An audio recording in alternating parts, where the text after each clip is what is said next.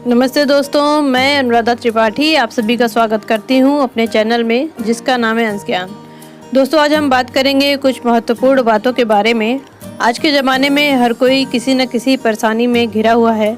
एक समस्या दूर नहीं होती है, एक समस्या खड़ी हो जाती है। अगर आपके साथ भी कुछ ऐसा हो रहा है, कड़ी मेहनत करने पर भी आपको मनचाहे फल की प्राप्ति नहीं हो रही है, आपकी चाहतें, आपकी इच्छाएं आपके मन में ही रह जाती हैं, कभी पूरा नहीं होती, तो आपको भी ये उपाय अवश्य करने चाहिए। आपको भगवान शिव के चरणों में ध्यान लगाना चाहिए। अब आप सोच रहे होंगे कि ऐसा कौन सा उपाय है जिसको करने मात्र से सारी विपत्तियों से छुटकारा मिल जाएगा। तो मैं आपको बता दूं कि वह उपाय है भगवान शिव का पशुपतिनाथ व्रत। दोस्तों, यह व्रत बहुत ही फलदायी माना जाता है। आपको मात्र 5 सोमवार इस व्रत को करना है और फिर इसका उद्यापन कर देना है। मात्र 5 सोमवार व्रत करने से ही आप जो भी चाहते हैं, आपकी जो भी इच्छा है वह पूरी हो जाएगी। परंतु दोस्तों, व्रत का पूर्ण फल आपको तभी प्राप्त होगा जब आप इस व्रत के नियमों का पालन पूरे मन और नियम से करेंगे। पशुपतिनाथ भगवान शिव का पंचमुखी स्वरूप है, जिसमें शिव जी के 5 मुख के दर्शन होते हैं। दोस्तों, यह व्रत भी सोमवार को ही किया जाता है, परंतु इस व्रत के नियम शिवजी के बाकी सोमवार के व्रत से थोड़ा सा अलग होते हैं। इस व्रत में सबसे ज़रूरी नियम ही होता है। आपको नियमों को तोड़ना नहीं है, इस बात का ध्यान रखना है। इस व्रत के नियम क्या हैं, आज मैं आपको इस वीडियो में बताऊंगी। पर आगे बढ़ने से पहले मेरे चैनल को लाइक और सब्सक्राइब कर लीजिए, ताकि आपको आपकी सारी समस्याओं का हल हमारे वीडियोज़ के माध्यम से मिल सके। तो चलिए शुरू करते हैं। दोस्तों, सबसे पहला नियम है ब्रह्मचर्य का पालन। इस व्रत में सबसे महत्वपूर्ण है ब्रह्मचर्य का पालन करना। यदि आप सोमवार के दिन व्रत उठाना चाहते हैं तो आपको रविवार से ही ब्रह्मचर्य का पालन करना है। अपने विचारों में भी आपको शुद्धता रखनी है। दूसरा नियम है सोमवार को प्रातः काल में उठना। दोस्तों, सोमवार के दिन आपको प्रातः काल से पहले उठना है और आपको नहाने के पानी में गंगा जल या जिस भी नदी का जल आपके पास है वह मिलाकर ही नहाना है। तीसरा नियम है आपको शिव मंदिर अवश्य जाना है।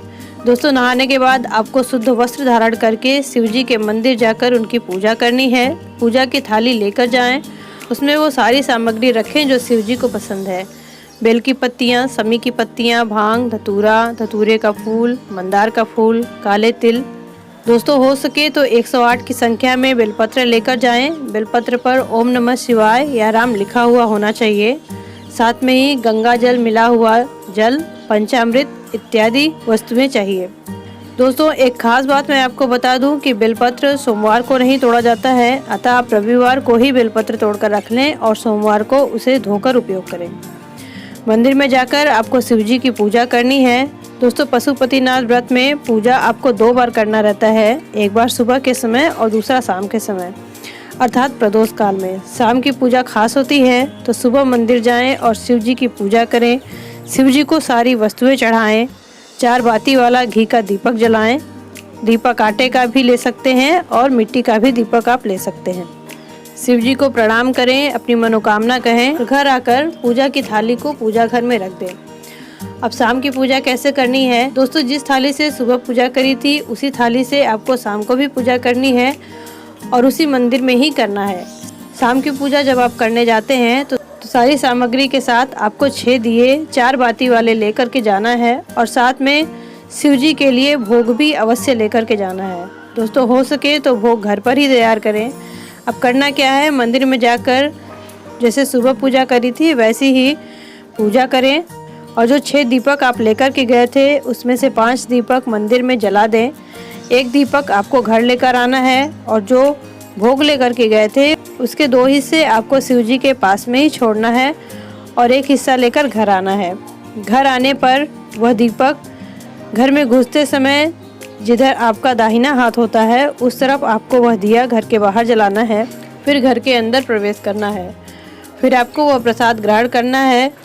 दोस्तों, इस व्रत में आप एक समय का भोजन भी कर सकते हैं, परंतु आपको नमक का प्रयोग नहीं करना है। यह व्रत 3 पहर का माना जाता है, अतः आप एक समय भोजन कर सकते हैं। दोस्तों, इस व्रत में आपको एक बात का और ध्यान रखना है कि आप जिस मंदिर में पहली पूजा करते हैं आपको सभी 5 सोमवार उसी मंदिर में पूजा करनी है। आखिरी सोमवार को आपको उद्यापन करना है। इसके लिए आप जब भी मंदिर जाएं तो एक नारियल लेकर जाएं और उस पर कलावा लपेट लें। कलावा लपेटते समय आपकी जो भी मनोकामना है वह बोलते हुए ही आपको कलावा लपेटना है और यह बोलना है कि प्रभु हमारी मनोकामना पूरी करिए। आखिरी पूजा भी जैसे आप हमेशा करते हैं वैसे ही करें और उस नारियल को शिव जी के पास ही छोड़ दें और घर आकर घर के बाहर वह दिया जलाएं और प्रसाद ग्रहण करें। दोस्तों, ये 5 व्रत आपको सच्चे मन से करना है। यदि आप सच्चे मन से और श्रद्धा से और नियम के साथ यह व्रत करते हैं तो यकीन मानिए आप जो भी चाहेंगे आपको अवश्य मिलेगा। ध्यान रखें, जब भी आप व्रत करते हैं तो आपको अपनी वाणी पर संयम रखना है, किसी को भी अपशब्द नहीं बोलना है और इस व्रत में आपको ब्रह्मचर्य का खास पालन करना है। जिस दिन आपको व्रत रखना है उसके एक दिन पहले अर्थात रविवार से ही आपको ब्रह्मचर्य का पालन करना है और व्रत के बाद मंगलवार को जब तक आप पारण नहीं कर लेते हैं तब तक आपको इस व्रत का ध्यान रखना है। दोस्तों, इस व्रत में शुद्धता का विशेष ध्यान रखना रहता है। जब भी शुद्धता की बात आती है तो सबसे पहले बात आती है औरतों के ऋतु स्नान की। जब स्त्रियां ऋतु स्नान करती हैं तो उस स्थिति में उन्हें यह व्रत करना चाहिए या नहीं करना चाहिए, करती भी हैं तो कैसे करें, तो आज मैं इस समस्या का समाधान कर देती हूँ। दोस्तों, चूंकि इस व्रत में 5 सोमवार व्रत का संकल्प लेना होता है, ये 5 सोमवार आपको पूरे करने हैं। यह व्रत आपको बीच में छोड़ना नहीं है। अगर आप ऋतु स्नान करती हैं तो ऐसे में आप व्रत अवश्य करें और जहाँ तक पूजा की बात है तो वो आपको नहीं करना है, परंतु पूजा आपको किसी से भी जैसे अपने पति, सास, बेटे, बेटी इत्यादि से पूजा करानी है और जो भी पूजा के नियम है वो भी करवाने हैं। अगर कोई वैसे पूजा नहीं करता है, नियमों का पालन नहीं करता है तो आप एक काम कर सकती हैं, 5 सोमवार के बाद जो अगला सोमवार आता है उस सोमवार को भी आपको व्रत करना है और पूरे विधि व नियम से पूजा करना है। तो आपके 6 सोमवार भले ही हो जाएंगे परंतु आपको पूजा का पूर्ण फल प्राप्त होगा। दोस्तों, यह पशुपतिनाथ का जो व्रत है सभी मनोकामनाओं को पूर्ण करने वाला व्रत है। आप जो भी इच्छा मन में रख कर व्रत करते हैं आपकी वह इच्छा इस व्रत को करने से अवश्य पूर्ण होती है।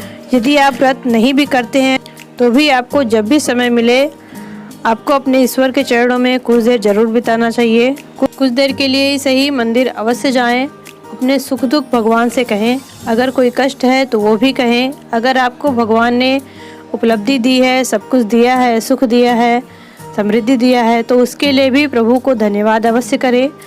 दोस्तों, अगर आपको इस व्रत की विस्तृत जानकारी चाहिए तो इसके लिए मेरे वीडियो का लिंक आपको डिस्क्रिप्शन बॉक्स में मिल जाएगा। आज के लिए इतना ही। अगर आपको ये वीडियो पसंद आया हो तो मेरे वीडियोज़ को प्लीज़ लाइक करें, मेरे चैनल को सब्सक्राइब करना ना भूलें और आगे के वीडियोज़ को देखने के लिए बेल आइकन को दबाएं। नमस्ते।